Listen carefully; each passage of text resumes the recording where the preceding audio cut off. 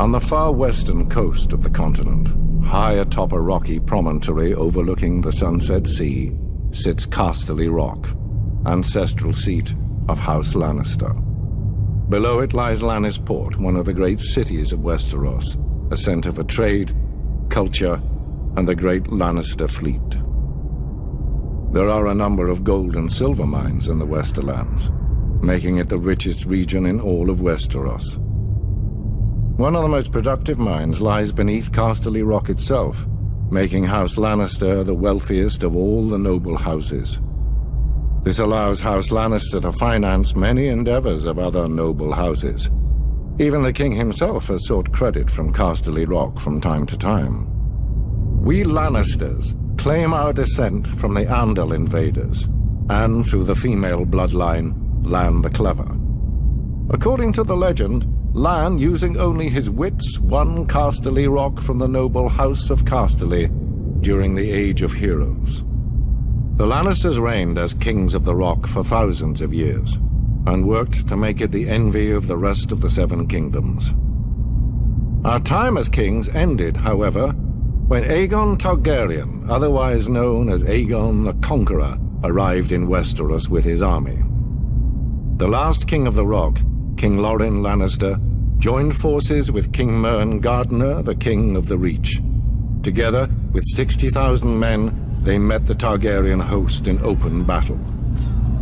History tells us that Aegon unleashed all 3 of his dragons, slaughtering 4,000 men at what came to be known as the Field of Fire.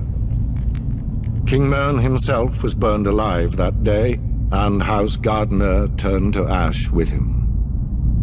Seeing both the threat and opportunity the Targaryens represented, Loren wisely surrendered and aided Aegon in his further conquest of Westeros.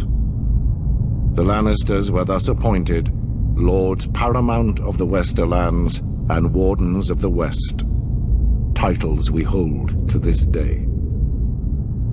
Let us be clear, though. It is neither luck nor royal favor that makes our house prosperous.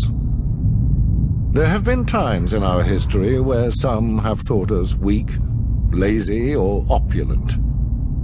My father, Tytos Lannister, nearly bankrupted our house with his poor investments, and allowed himself to be mocked openly at court. When our vassal, the Reynes of Castamere, dared to rise up against the Lannisters, they learned how dangerous it can be to taunt a lion.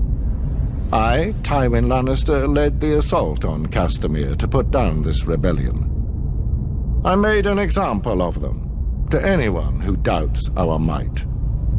They even made a quaint song about the fates of the Reynes of Castamere. Sadly, there are no Reynes left to hear it. Today, the Golden Lion of Lannister is rightly admired and feared throughout the Seven Kingdoms. Our words are, "Hear me roar." But there are other words that should be remembered when crossing a lion of Casterly Rock. A Lannister always pays his debts.